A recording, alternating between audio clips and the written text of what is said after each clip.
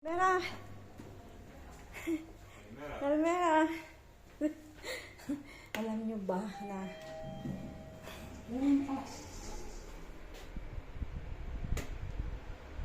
mistake?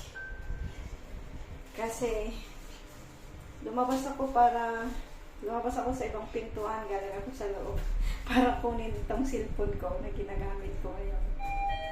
Hindi pala ako naka-uniform. Sa bulsa ng uniform ko, nandun yung aking susi. Kaya umikot ako dito sa kabilang door para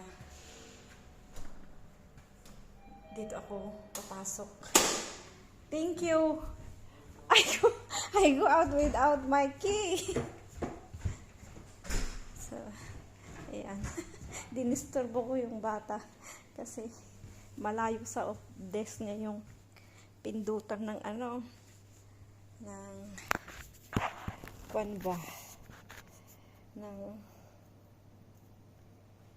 yung pindutan para mabuksan yung door.